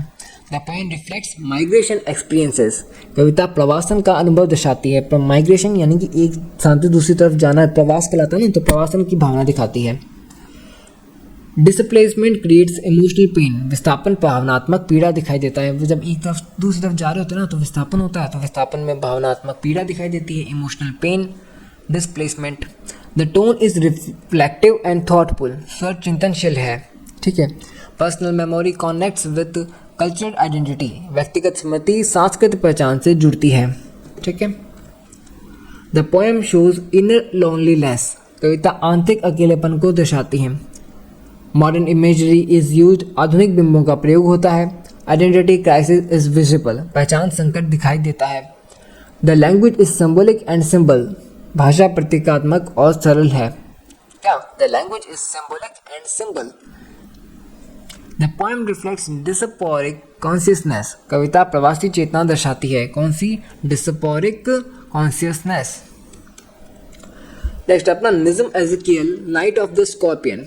इसको देखते हैं, मेरी भाषा में समझिए पहले। तो एक ग्रामीण घटना दिखाई गई है इसमें। जब बिच्छू कवि की माँ को डंक मार लेता है तो गांव वाले मंत्र पढ़ते हैं, अंधविश्वास में विश्वास रखते हैं, जबकि पिता वैज्ञानिक उपाय अपनाता है। आस्था और तर्क का संघर्ष दिखाया गया है यहाँ पर, है ना। आस्था और तर्क के बीच में संघर्ष है। पूरी कविता में विडंबना है, ग्रामीण जीवन पर यथार्थ और चित्रण है, और अंत में माँ का प्रेम और धैर्य सबसे ऊपर दिखाई देता है यहाँ पर, है ना, जीत जाता है। तो देखिए इंग्लिश राइटिंग देखिए इसकी। The poem describes a rural incident. कविता ग्रामीण घटना का वर्णन करती है। A rural incident. A scorpion sitting the poet's mother. बिच्छू कवि की माँ को डंक मारता है। A scorpion stings. Okay. Villagers believe in superstition. ग्रामीण अंधविश्वास में विश्वास करते हैं। ग्रामीण अंधविश्वास में विश्वास करते हैं, यानी कि villagers believe in superstitions. The father represents scientific thinking. पिता वैज्ञानिक सोच का प्रतीक है। There is conflict between faith and logic. आस्था और तर्क का बीच संघर्ष दिखाया गया है यहाँ पर। क्या? Faith and logic. The poem uses irony. कविता में विडंबना है। Maternal love is highlighted. मातृत्व को उभारा गया है। Rural life is realistically portrayed. ग्रामीण जीवन का यथार्थ चित्रण है। Pain becomes a moment of reflection. पीड़ा चिंतन का क्षण बन जाती है। The poem ends with emotional strength. कविता भावनात्मक शक्ति के साथ समाप्त होती है। The poem ends with emotional strength. Next अपना अरुण कोलकत्कर यानी कि द बस। ये गांव की यात्रा का वर्णन करती है। बस धीमी है, धूल भरी सड़क है और पूरा दृश्य ग्रामीण ठहराव को दर्शाता है। यह यात्रा केवल भौतिक यात्रा नहीं है, बल्कि जीवन के संघर्ष का प्रतीक है। भाषा सरल है लेकिन अर्थ गहरे हैं। फिर कविता स्वतंत्रता के बाद भारत की सामाजिक सच्चाई को दिखाती है। तो इसमें क्या देखने को मिलता है? The poem describes a journey to a village. कविता गांव की यात्रा का वर्णन करती है। The bus symbolizes rural stagnation. क्या सिंबलाइज करती है बस? रूरल स्टैग्नाइजेशन का मतलब है बस ग्रामीण ठहराव का प्रतीक है, ठीक है। The journey represents life struggle. यात्रा जीवन के संघर्ष का प्रतीक है, ठीक है, life struggles. The language is simple and realistic. भाषा सरल और यथार्थवादी है। The poem shows post independence reality. कविता स्वतंत्रता पश्चात यथार्थ दिखाई देती है। Dusty roads symbolizes hardship. धूल भरी सड़कें कठिनाई का प्रतीक है। The tone is ironic. स्वर व्यंग्यात्मक है। Village life is shown without decoration. ग्रामीण जीवन सादे रूप में दिखाया गया है। Small details create deeper meaning. छोटे विवरण गहरा अर्थ देते हैं। The poem reflects social realism. कविता सामाजिक यथार्थवादी दर्शाती है। नेक्स्ट अपना Mamang Dai the sorrow of women. तो द सोरो ऑफ वुमेन, तो the poem highlights feminine suffering. इसको मैं देखिए पहले मैं अपनी भाषा में समझाता हूँ। ये कविता स्त्री पीड़ा की गहरी अभिव्यक्ति है। ये पीड़ा केवल एक स्त्री की नहीं बल्कि पीढ़ियों से चली आ रही है। स्त्रियाँ मौन रहकर दुख सहती हैं, लेकिन वही दुख उनकी शक्ति भी बन जाता है। प्रकृति के बिंब, भूमि का संबंध और आदिवासी पहचान सब इस कविता में जुड़े हुए हैं। ठीक है, तो कविता दिखाती है कि पीड़ा के बीच भी संघर्ष, सहनशीलता और अस्तित्व की शक्ति जीवित रह सकती है। किसकी कविता दिखाती है कि पीड़ा के बीच भी संघर्ष, सहनशीलता और अस्तित्व की जो शक्ति है वो जीवित रह सकती है। तो इसको समझिए आप, द सोरो ऑफ वुमन को। The poem highlights feminine suffering. कविता स्त्री पीड़ा को दर्शाती है, सफरिंग यानी पीड़ा को। Pain is shown across generations. पीड़ा पीढ़ियों तक दिखाई गई है। Women silently endure hardships. स्त्रियां मौन रूप से कठिनाई सहती हैं। Nurturing imagery symbolizes strength. प्रकृति बिंब शक्ति का प्रतीक है। The tone is calm and philosophical. The स्वर शांत और दार्शनिक है। फिलोसॉफिकल यानी कि दार्शनिक। Tribal identity is reflected. आदिवासी पहचान दिखाई देती है। ठीक है। सोरो बिकम्स सोर्स ऑफ स्ट्रेंथ। पीड़ा शक्ति का स्रोत बन जाती है। पीड़ा क्या बनती है? शक्ति का स्रोत। Sorrow becomes a source of strength. The poem connects land with womanhood. कविता भूमि को अस्तित्व से जोड़ती है। Cultural memory is preserved. सांस्कृतिक स्मृति सुरक्षित रहती है। The poem shown relations and survival. कविता संघर्ष और अस्तित्व को दर्शाती है। चलिए फटाफट से आगे के टॉपिक्स भी अपन देख लेते हैं, है ना। नोट्स आपको, एमसीक्यूज वगैरह सब कुछ एप्लीकेशन पे मिल ही जाएगा और लिंक आपको डिस्क्रिप्शन में, पिन कमेंट में मिल जाएगी। फिर आते हैं अपना under the banyan tree is written by R K. Narayan. Okay, under the banyan tree लेखक आर.के. नारायण द्वारा लिखी गई है। Nambi is the story teller in the village. Nambi गांव का कथावाचक है। Nambi tells stories under a banyan tree. नाम्बी बरगद के पेड़ के नीचे कहानियां सुनाता है। Nambi stops story telling when he feels his gift is gone. Nambi कहानी कहना तब छोड़ देता है जब उसे अपनी प्रतिभा खत्म लगती है, जब उसे लगता है कि अब वह जो क्षमता है वो अब इसके अंदर नहीं रही। ठीक है। The assignment is written by S H. Manto. The assignment is set during the partition of India. भारत विभाजन की पृष्ठभूमि पर आधारित है। Theme of assignment is humanity about religion. ये जो द असाइनमेंट है, इसका विषय है जो धर्म से ऊपर मानवता के ऊपर है नहीं, धर्म से ऊपर मानवता। The night train at Deoli is written by Ruskin Bond. The night train at Deoli का लेखक कौन है? रस्किन बॉन्ड है। The girl is Deoli sells baskets. Deoli की लड़की टोकरियां बेचती हैं। The story shows a brief and unforgettable encounter. यह कहानी एक क्षणिक लेखक अविस्मरणीय मुलाकात दिखाती है। कौन सी? अविस्मरणीय। पहली बार में एक बार लड़खड़ा जाता है ना कई बार। अविस्मरणीय मुलाकात दिखाती है। The instruction is written by Shashi Deshpande. The instruction की लेखिका शशि देशपांडे। कई बार क्या होता है, इंग्लिश से आप जब हिंदी बोलने जाते हो तो गड़बड़ हो जाता है, वरना अभी मैं हिंदी पढ़ रहा होता तो सही होता, बट इंग्लिश से हिंदी में आया ना, इस वजह से वो लड़खड़ा गया वहाँ पर। The protagonist of the instruction is Aparna. अच्छा, प्रोटागोनिस्ट का मतलब क्या होता है? नायक और नायिका की बात होती है, यानी कि मुख्य रोल में कौन है, तो मुख्य रोल के अंदर है द अपर्णा। ओके, अपर्णा जी किसके अंदर? द इंट्रोजन के अंदर द अपर्णा जी हैं, नायिका हैं। The story highlight gender inequality. ये कहानी लैंगिक असमानता को उजागर करती है। The letter is written by Temsula Ao. Okay, Temsula Ao. The letter shows the pain of long waiting. The letter जो है लंबी प्रतीक्षा के दर्द को दर्शाता है। ठीक है, चलिए अपन अब टॉपिक्स पे आते हैं। R K. Narayan, under the banyan tree. देखिए, ये कहानी सिर्फ एक गांव की कहानी नहीं है, ये कहानी है कला की, सृजनात्मकता की और परंपरा की। ठीक है, गांव में एक बरगद का पेड़ है और उसी के नीचे जो नंबी है नाम का एक बूढ़ा कथावाचक लोगों को कहानियाँ सुनाता है। गांव वाले उनकी कहानी सुनने के लिए इकट्ठा होते हैं, क्योंकि उनके लिए कहानी सुनना सिर्फ मनोरंजन नहीं, एक पवित्र अनुभव है। क्या है? पवित्र अनुभव। नंबी मानते हैं कि उनकी सृजनात्मक शक्ति ईश्वर की देन है, लेकिन एक दिन उन्हें लगता है कि अब उनके पास कोई कहानी नहीं रही। ठीक है, कोई कहानी सुनाने को बची नहीं है। यहीं से मौन प्रेरणा के समाप्त होने का प्रतीक बन जाता है। यह कहानी हमें सिखाती है कि सच्चा कलाकार विनम्र होता है और जब उसे लगता है कि प्रेरणा नहीं है तो वह ज़बरदस्ती नहीं लिखता। ठीक है, बरगद का पेड़ परंपरा और ज्ञान का प्रतीक है। और अंत में नंबी का शांत स्वीकार हमें यह बताता है कि कला दिखावे की चीज़ नहीं है बल्कि आत्मा की आवाज़ है। ठीक है, इसको इंग्लिश में देखते हैं अपन। The story is about story telling and creativity. यह कहानी कथा कहने और सृजनात्मकता पर आधारित है। Nambi is an old village story teller. एक वृद्ध ग्रामीण कथावाचक है। The banyan tree symbolises tradition and wisdom, यानी कि परंपरा और ज्ञान का प्रतीक। कौन? बरगद का पेड़। The banyan tree symbolises tradition and wisdom. Story telling is shown as sacred act, यानी पवित्र कार्य के रूप में गिना जा रहा है। Silence represents loss of inspiration. समाप्त होने का प्रतीक क्या है? मौन प्रेरणा। मौन प्रेरणा के समाप्त होने का प्रतीक है। The village setting is simple and peaceful. ग्रामीण परिवेश सरल और शांत है। The story highlights humility of an artist. कहानी कलाकार की विनम्रता दर्शाती है। Creativity is shown as divine gift, यानी कि देखिए सृजनात्मकता जो है, कहानी बनाने की सृजनात्मकता, क्रिएटिविटी, ये ईश्वर का वरदान बताया गया है इसमें। Tradition is respected in the community. समुदाय में परंपरा का सम्मान है।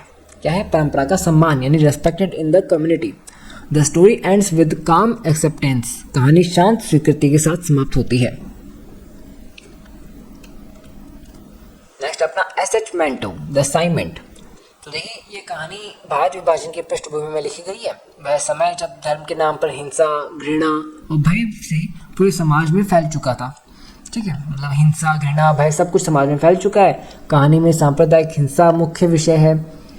जो धर्म जो लोगों को जोड़ना चाहिए वही घृणा का कारण बन जाता है। मुख्य पात्र है एक नैतिक संघर्ष से गुजरता है। ठीक है, जो मुख्य पात्र है वो एक नैतिक संघर्ष से गुजरता है। यह कहानी यथार्थवादी शैली में लिखी गई है। उसके सामने एक ऐसा काम है जो इंसानियत के खिलाफ है। किसके सामने? जो हमारे प्रोटैगनिस्ट हैं, जो नायक हैं इस कहानी के। इसमें कोई बनावटीपन नहीं है, सब कुछ सीधा और कठोर सच है। विडंबना भी स्पष्ट है क्योंकि हिंसा के बीच मानवता संघर्ष करती दिखाई देती है। क्या? मानवता संघर्ष करती दिखाई देती है। मंटो में अंधी कट्टरता की आलोचना करते हैं और दिखाते हैं कि जब धर्म मानवता से ऊपर हो जाता है तो समाज टूट जाता है। देखिए इंग्लिश में देखते हैं अपन, राइटिंग देखते हैं। The story is set during the partition of India. कहानी भारत विभाजन की पृष्ठभूमि पर आधारित है। Communal violence is central to the story. सांप्रदायिक हिंसा मुख्य विषय है। Religion becomes a cause of hatred. मतलब कि जो कारण है, कॉज है, वो क्या बनता है? धर्म के साथ घृणा। ठीक है। The protagonist faces moral conflict. नायक नैतिक संघर्ष का सामना करता है। Moral conflict. कौन? The protagonist faces moral conflict. Fear and suspicion dominate society.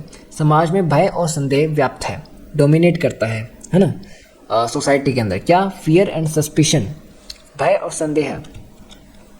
Violence destroys human values. हिंसा मानवीय मूल्यों को नष्ट कर देती है। The story uses realistic narration. कहानी यथार्थवादी शैली में लिखी गई है। Irony is clearly present. विडंबना स्पष्ट रूप से दिखाई देती है। Humanity struggles to survive. मानवता संघर्ष करती दिखाई देती है। The story criticizes blind fanaticism. कहानी अंधी कट्टरता की आलोचना करती है कि अंधा कट्टरतापन भी नहीं होना चाहिए। एक चीज़ को अंधे रूप से भी फॉलो मत करो, उसके तर्कों को भी तो जानो, उसके दूसरे पहलू को भी तो जानो। Ruskin Bond the night train at Deoli. देखिए यह कहानी युवा मन के मासूम प्रेम की है। कथावाचक हर गर्मियों में एक ट्रेन से यात्रा करता है, मतलब हर गर्मियों में एक ट्रेन से यात्रा करता है और एक छोटे से स्टेशन देओली पर उसकी मुलाकात एक टोकरी बेचने वाली लड़की से होती है। उनकी बातचीत बहुत कम है लेकिन भावनाएं बहुत गहरी है। यह प्रेम कभी शब्दों में व्यक्त नहीं होता। रेलवे स्टेशन समय के गुजरने का प्रतीक है। ट्रेन आती है, रुकती है और फिर चली जाती है, जैसे जीवन के पल रुकते नहीं। एक दिन वह लड़की अचानक गायब हो जाती है और कहानी अनुत्तरित प्रश्नों के साथ समाप्त हो जाती है, यानी बिना किसी एंड के साथ में कहानी का एंड हो जाता है। मतलब ये कहानी हमें सिखाती है कि कुछ रिश्ते यादों में ही रह जाते हैं और वही यादें जीवन भर साथ चलते हैं। देखिए अपनी इंग्लिश में देखते हैं इसका answer. The story describes innocent youthful love. कहानी मासूम युवा प्रेम का वर्णन करती है। The narrator meets a basket selling girl. कथावाचक एक टोकरी बेचने वाली लड़की से मिलता है। The railway station symbolizes passing time. Railway station समय की गुजरने का प्रतीक है। Love remains unspoken and silent. प्रेम मौन और अप्रकट रहता है। Memory becomes the central theme. स्मृति मुख्य विषय बन जाती है। ठीक है। The tone is nostalgic and emotional. स्वर जो है वो स्मृतिपरक और भावनात्मक है। नॉस्टैल्जिक का मतलब होता है यानी कि पुरानी यादें दिलाने वाला स्वर है। भावनात्मक है, इमोशनल है। The setting is simple and realistic. परिवेश सरल और यथार्थवादी है। Departure symbolises loss and longing. विदा जो है उसका विदा हो जाना या फिर उसका वहाँ से चला जाना हानि और तड़प का प्रतीक है। Youthful emotion is highlighted. युवावस्था की भावना प्रमुख है। The story ends with unanswered questions. कहानी अनुत्तरित प्रश्नों के साथ समाप्त हो जाती है। नेक्स्ट अपना शशि पांडे द इंस्टीट्यूशन। यह कहानी एक नवविवाहिता की मनोवैज्ञानिक स्थिति को दिखाती है। यानी मनोवैज्ञानिक यानी कि अपने जो कहते हैं ना साइकोलॉजिकल। ठीक है। तो शादी जो समाज में खुशी का प्रतीक मानी जाती है यहाँ एक दबाव बन जाती है। ठीक है। दुल्हन अंदर से असहज है लेकिन वह बोल नहीं पाती है। उसका मौन दमन का प्रतीक है। पितृसत्तात्मक समाज उससे उम्मीद करता है कि वह सब कुछ चुपचाप स्वीकार कर ले। यह कहानी लैंगिक असमानता को उजागर करती है। यह दिखाती है कि विवाह सिर्फ सामाजिक संस्था नहीं है बल्कि भावनात्मक समझ भी होना चाहिए। कहानी का स्वर गंभीर है, यथार्थवादी है और पारंपरिक विवाह मूल्यों का प्रश्न उठाती है। ठीक है। The story focuses on psychological conflict. कहानी मनोवैज्ञानिक संघर्ष पर केंद्रित है। The protagonist is a newly married woman. नायिका एक नवविवाहिता है। Newly married woman. Marriage is shown as social pressure. विवाह सामाजिक दबाव के रूप में दिखाया गया है। The bride feels emotional discomfort. दुल्हन भावनात्मक असहजता महसूस करती है। ठीक है। ग्रूम मतलब होता है दूल्हा और ब्राइड मतलब होता है दुल्हन। ठीक है। Silence represents suspensions. मौन दमन का प्रतीक है। दमन का प्रतीक मतलब उसे चुप करा दिया गया है, उसके अंत का प्रतीक है दमन का। जो patriarchal norms dominate the situations यानी पितृसत्तात्मक मान्यताएं हावी हैं। Gender inequality is expose. लैंगिक असमानता उजागर होती है। The tone is serious and realistic. गंभीर और यथार्थवादी। Inner trauma is deeply portrayed. आंतरिक आघात गहराई से दिखाया गया है। The story questions traditional marriage values. कहानी पारंपरिक विवाह मूल्यों पर प्रश्न उठाती है। Temsula Ao the letter from laburnum for my head. ठीक है। यह कहानी एक संघर्षकृत क्षेत्र में घटित होती है जहाँ राजनीतिक हिंसा सामान्य परिवारों को प्रभावित करती है। एक माँ को अपने बेटे के बारे में एक पत्र मिलता है। एक माँ को अपने बेटे के बारे में पत्र मिलता है। यह पत्र सिर्फ कागज़ का टुकड़ा नहीं है बल्कि एक पीड़ादायक सत्य का प्रतीक है। कहानी का स्वर शांत है लेकिन अंदर से बहुत त्रासद है। ये दिखाती है कि साधारण लोग मौन रहकर कितनी पीड़ा सहते हैं। माँ भावनात्मक शक्ति का प्रतीक है। हिंसा मानवीय गरिमा को चोट पहुंचाती है लेकिन फिर भी सहनशीलता अस्तित्व में बनी रहती है। यह कहानी मानवता की गरिमा को, संघर्ष की शक्ति दोनों को उजागर करती है। ठीक है। देखिए आंसर देखते हैं अपन, है ना, इंग्लिश राइटिंग देखते हैं। The story is set in a conflict zone. कहानी संघर्षकृत क्षेत्र में स्थित है। Political violence affects ordinary families. राजनीतिक हिंसा सामान्य परिवारों को प्रभावित करती है। The letter symbolises painful truth. यह पत्र पीड़ादायक सत्य का प्रतीक है। The mother represents emotional strength. माँ भावनात्मक शक्ति का प्रतीक है। Loss and sorrow are central themes. हानि और दुख मुख्य विषय है। द टोन इज काम बट ट्रैजिक। स्वर शांत लेकिन त्रासद है। The story reflects social unrest. कहानी सामाजिक अशांति दर्शाती है। ऑर्डिनरी पीपल सफ़र साइलेंटली। साधारण लोग मौन रूप से पीड़ा सहते हैं। And resilience is in shown in suffering. पीड़ा में सहनशीलता दिखाई देती है। The story highlights human dignity. कहानी मानवीय गरिमा को उजागर करती है। ठीक है, ह्यूमन डिग्निटी। चलिए फिर अब अपन आते हैं यूनिट नंबर 4 की तरफ। आपको अगर अभी तक अच्छा लगा वीडियो एंड समझ में आ रहा है तो एक प्यारा सा कमेंट कीजिएगा एंड वीडियो को ज़रूर से हाइप करना, है ना। कमेंट सेक्शन के पास में हाइप का बटन मिल जाता है आपको। एंड एप्लीकेशन का लिंक, टेलीग्राम का लिंक, इंस्टाग्राम का लिंक, व्हाट्सएप ग्रुप का लिंक, सबका लिंक डिस्क्रिप्शन पिन कमेंट में मिल जाएगा। तो डिस्क्रिप्शन में जाओ, वहाँ पे व्हाट्सएप ग्रुप का चैनल का लिंक है, व्हाट्सएप चैनल ज्वाइन करो, टेलीग्राम चैनल ज्वाइन करो, इंस्टाग्राम पे ज्वाइन करो। भाई हम हर तरफ से कनेक्टेड रहेंगे तभी तो मज़ा आएगा, है ना। चलिए फिर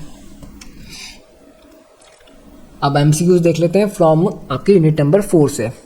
तो nectar in a sieve is written by Kamala Markandaya. Okay, the narrator of novel is Rukmani. उपन्यास के कथावाचक कौन है? रुक्मणी है। Rukmani is married to Nathan. ओके, किसके साथ शादी की है रुक्मणी ने? नाथन के साथ में। The novel is set in a rural Indian village. उपन्यास ग्रामीण भारतीय गांव में आधारित है। The tannery symbolizes modernization and changes. Tannery आधुनिकरण और परिवर्तन का प्रतीक है। The novel shows poverty and struggle. उपन्यास गरीबी और संघर्ष को दर्शाता है। Ira becomes a prostitute to support the family. इस परिवार के लिए वैश्या बन जाती है, प्रोस्टिट्यूट बन जाती है। कौन? Ira. Okay, Ira becomes a prostitute to support the family. Ira परिवार के लिए वैश्या बन जाती है।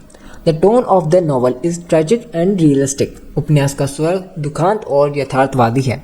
ठीक है, यहाँ पे वो मानव परिस्थितियाँ दिखाई गई है जहाँ पर घर चलाने के लिए वो अपनी गतिविधियों को चेंज कर लेती है, अपने कार्य को चेंज कर लेती है ना।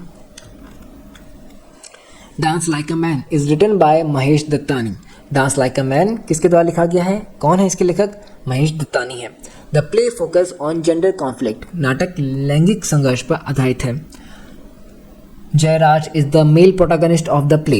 इस नाटक का कौन मुख्य किरदार है? जयराज है। ठीक है, नायक जो है। रत्ना जो है is Jayraj wife and dance partner. Ratna Jayraj की पत्नी और नृत्य की साथी भी है। Okay, Amit Lal opposite Jayraj passion for dance. Amit Lal Jayraj के नृत्य प्रेम का विरोध करता है। ठीक है, the play highlighted old traditions versus modern identity. नाटक पुरानी परंपराओं और आधुनिक पहचान के टकराव को दिखाता है।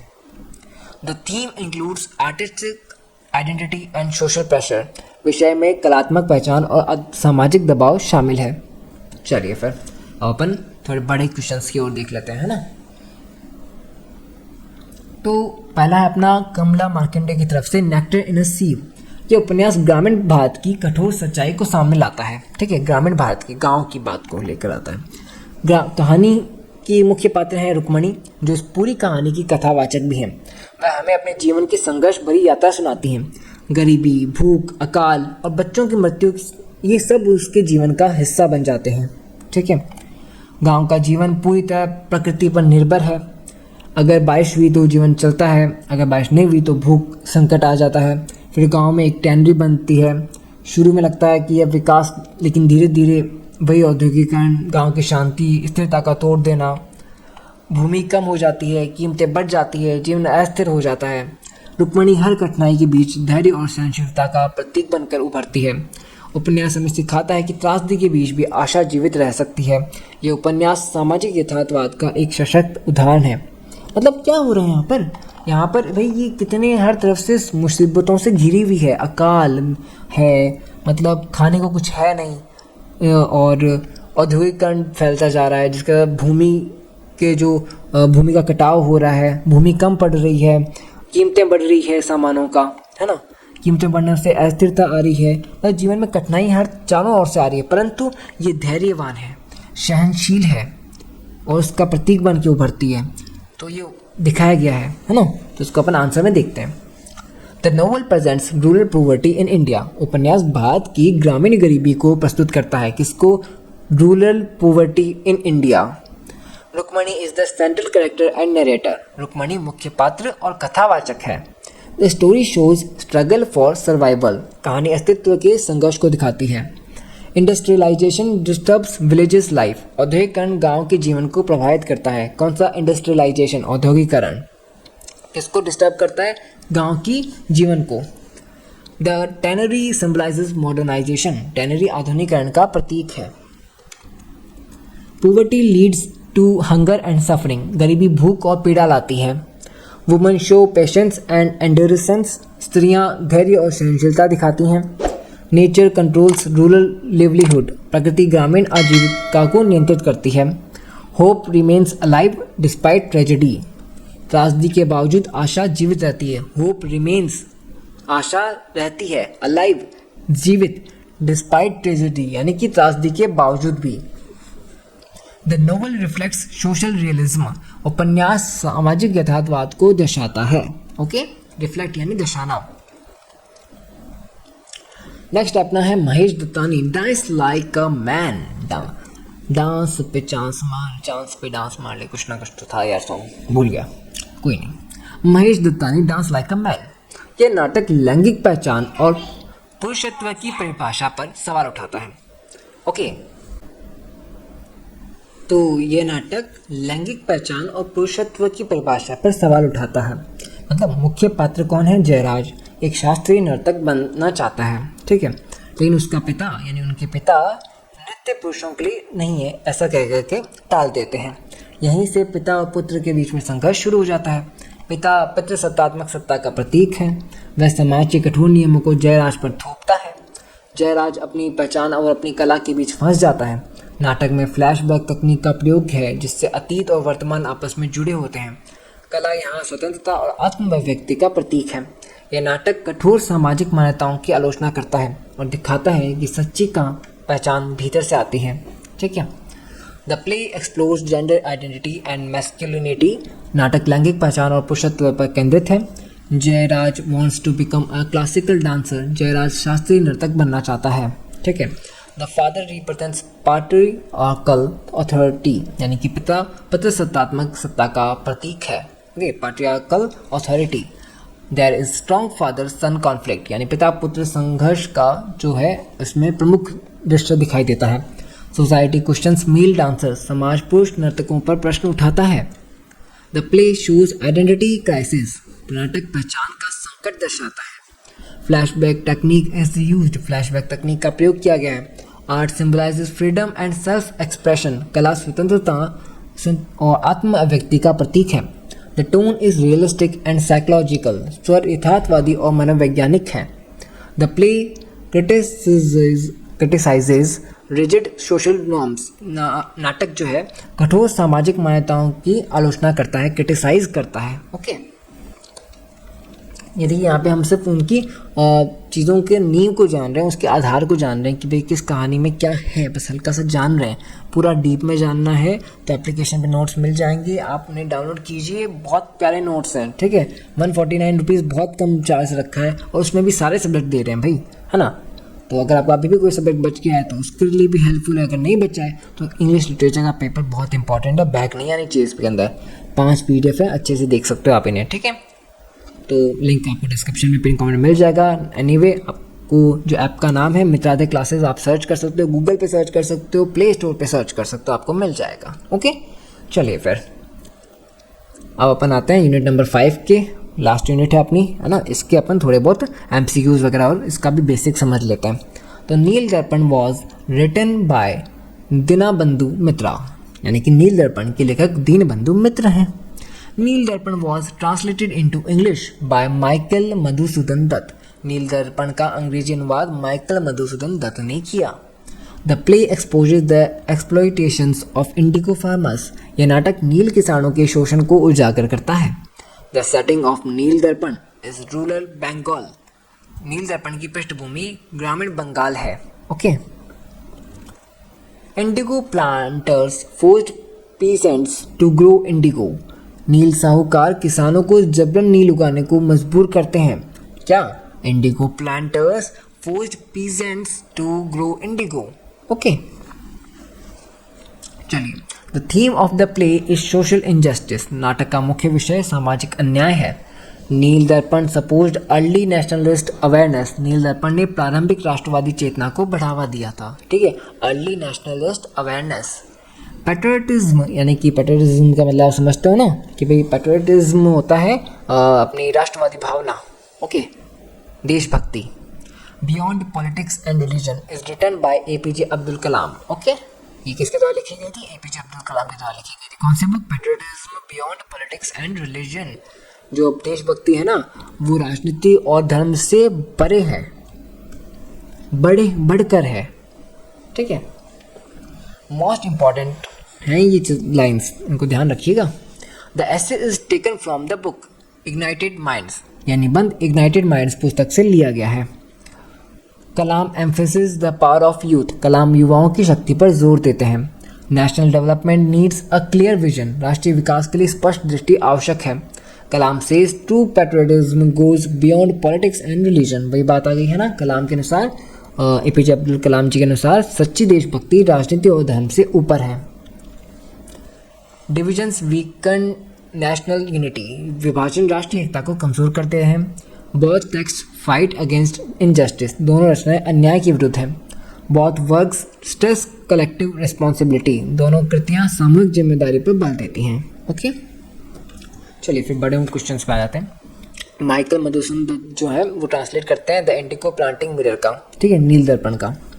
तो यह नाटक औपनिवेशिक काल की एक कठोर सच्चाई को सामने लाता है। यह ब्रिटिश नील किसान जो है भारतीय किसानों को जबरन नील उगाने के लिए मजबूर करते हैं एंड किसान भोजन की फसल नहीं उगा पाते, भूख व कर्ज में डूब जाते हैं।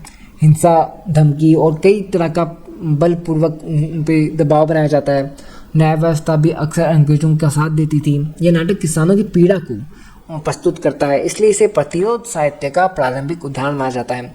जब इसका अंग्रेजी में अनुवाद हुआ तो यह मुद्दा राष्ट्रीय स्तर पर फैल गया। पहले हिंदी में था या फिर लोकल लैंग्वेजेस में था तो भारतीय तक सीमित था ना। जब इसका इंग्लिश में ट्रांसलेट हुआ तो ये भारत के बाहर भी ये मुद्दा लोगों की नज़र में आया। ये कृति अन्याय का दर्पण बनकर औपनिवेशिक सत्ता को चुनौती देती है। देखिए इसका अपन थोड़ा सा लाइंस देखते हैं, पॉइंट्स देखते हैं। Indigo cultivation was forced on farmers, cultivation मतलब खेती, किसानों पर जबरन नील की खेती थोपी गई थी। British planters used violence and threats, अंग्रेज नील किसान और धमकी का प्रयोग करते थे। ठीक है। The legal system supported the colonisers, न्याय व्यवस्था औपनिवेशिक सत्ता का साथ देती थी। Peasant suffering is shown realistically, किसानों की पीड़ा यथार्थ रूप में दिखाई दी गई है। The play exposes colonial exploitations of Indian peasants, नाटक भारतीय किसानों के औपनिवेशिक शोषण को उजागर करता है। The play is an example of protest literature, यह प्रतिरोध साहित्य का उदाहरण है। ट्रांसलेशन स्प्रेड नेशनल अवेयरनेस, अनुवाद ने राष्ट्रीय जागरूकता फैलाई। द वर्क क्रिटिसाइजेज कॉलोनियल अथॉरिटी, कृति औपनिवेशिक सत्ता की आलोचना करती है, यानी औपनिवेशिक सत्ता की आलोचना कर रही है ना, कॉलोनियल अथॉरिटी का क्रिटिसाइज कर रही है। The it reflects early nationalist resistances, यह प्रारंभिक राष्ट्रवादी प्रतिरोध को दर्शाती है। The text becomes a mirror of injustice, यह कृति अन्याय का दर्पण बन जाती है। क्या? Becomes a mirror of injustice. Next है अपना एपीजे अब्दुल कलाम का patriotism beyond politics and religion वाली बुक। तो इस निबंध में कलाम बताते हैं कि कलाम जी बताते हैं कि सच्ची देशभक्ति धर्म और राजनीति से ऊपर होती है। देशभक्ति का मतलब है देश के विकास के लिए ईमानदारी से काम करना। वे कहते हैं कि युवा राष्ट्र के निर्माता हैं। अगर युवा वैज्ञानिक सोच, नैतिक मूल्य और मेहनत को अपनाएं तो देश आगे बढ़ेगा। कलाम जी जो है एकता और सामंजस्य पर जोर देते हैं। वे मानते हैं कि विभाजन देश को कमजोर करता है। राष्ट्र निर्माण सिर्फ सरकार का काम नहीं है बल्कि हर नागरिक की जिम्मेदारी है। उनके अनुसार देशभक्ति एक भावना नहीं बल्कि एक कर्म है, और जब हर नागरिक अपनी जिम्मेदारी निभाएगा तभी सच्चा राष्ट्र निर्माण बनेगा, सच्चा राष्ट्र का निर्माण होगा। ओके, पॉइंट्स को देख लेते हैं फटाफट से। कलाम एम्फेसाइजेस यूनिट एंड हार्मोनी, कलाम जी एकता और सामंजस्य पर बल देते हैं, यानी कि एम्फेसाइजेस बल देते हैं यूनिटी एंड हार्मोनी को। Youth are seen as nation builders, युवा राष्ट्र निर्माता माने गए हैं। डेवलपमेंट इज रियल पैट्रियोटिज्म, विकास ही सच्ची देशभक्ति है। साइंटिफिक थिंकिंग इज एनकरेज्ड, वैज्ञानिक सोच को प्रोत्साहित किया गया। The essay defines true patriotism beyond religion and politics. Okay, next है integrity and hard work are important values, ईमानदारी और परिश्रम महत्वपूर्ण मूल्य हैं। कौन से? Integrity and hard work. Citizens must act responsibly, नागरिकों को जिम्मेदारी निभानी चाहिए। डिविजन्स वीकन द नेशंस, विभाजन राष्ट्र को कमज़ोर कर देते हैं। Nation building requires collective effort, राष्ट्र निर्माण के लिए सामूहिक प्रयास आवश्यक है। The essay represents nationhood as moral responsibility, निबंध राष्ट्र भावना को नैतिक जिम्मेदारी के रूप में प्रस्तुत करता है। तो भाई आज की इस क्लास के अंदर हमने आपके जो सेमेस्टर 5 है, सेमेस्टर 5 की इंग्लिश लिटरेचर की जो बुक है इंडियन राइटिंग इन इंग्लिश, इसको अपन ने एक नज़र से देखा है। इसके हर यूनिट के बारे में थोड़ा सा जाना है। तो अगर आपको इसका डीप में जानना है, इसके गहराई से जानना है, तो आपको क्या करना है, आपको एप्लीकेशन डाउनलोड करनी है और वहाँ पे आपको नोट्स मिल जाएंगे, उनको बस बाय करना है, बहुत कम प्राइस है। और बाकी टेलीग्राम, व्हाट्सएप चैनल, इन दोनों को ज्वाइन कर लीजिए, वहाँ पे हम आपको अपडेट्स देते रहेंगे, थोड़े बहुत फ्री मटेरियल भी वहाँ पे देते रहेंगे। अभी तो रेडी किया जा रहा है फ्री मटेरियल, जैसे ही रेडी हो जाएगा मिल जाएगा, है ना। तो आज के लिए इतना ही। ऑल राइट मित्रों, है ना। ऑल राइट मित्रों, आज के लिए इतना ही। अब हम दोबारा मिलेंगे एक नई क्लास में, एक नए सेमेस्टर में, सेम टाइम सेम जगह। मतलब तब तक के लिए आप जुड़े रहिए MGCU मित्रालय के साथ, आपका अपना स्टडी मित्र मित्रालय क्लासेस। वीडियो को लाइक करके जाना, चैनल को सब्सक्राइब करके जाना, एक प्यारा सा कमेंट तो करके जाना। मैं कमेंट सबके पढ़ता हूँ, है ना। तो कमेंट प्यारा सा करके जाइएगा, एक कमेंट, एंड वीडियो को हाइप कर दीजिएगा। कमेंट सेक्शन के पास में हाइप का पॉइंट होता है, हाइप प्लीज़ कीजिए, हाइप से खूब सपोर्ट होता है हमें, है ना। तो चलिए, धन्यवाद।